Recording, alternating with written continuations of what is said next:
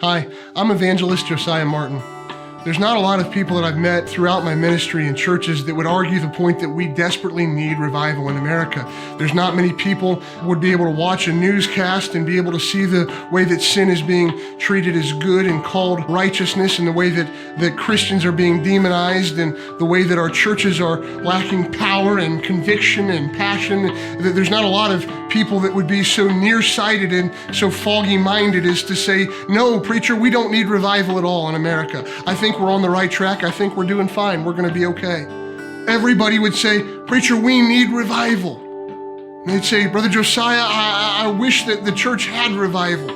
My church is dead. You should see the way that my pastor preaches. He doesn't preach with any conviction. He doesn't speak with any real passion or zeal or enthusiasm. Our church is powerless. We're losing our young people. You would point out to me all kinds of problems and issues and areas where at best your church locally is lukewarm or cold or dead altogether.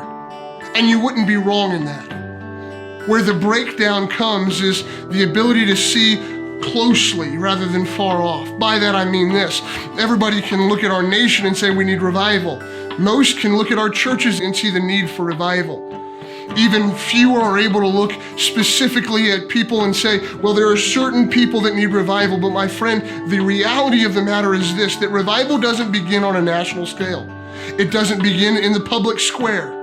It doesn't begin when we put God back in public schools, the Bible back in public schools, prayer back in public schools. It doesn't begin when abortion ends.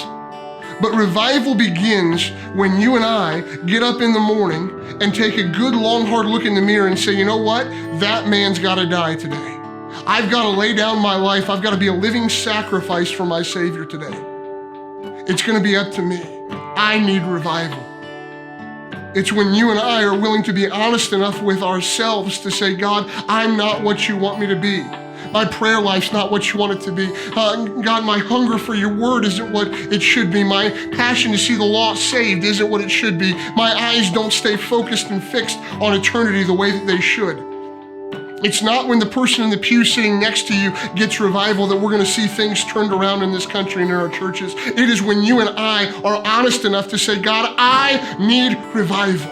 It's then that we'll see things sparked. It's then that changes will be made. It's then that the public square can feel the impact of Christianity. It's then that this community and your neighborhood and your city and the world will know Christianity is not dead.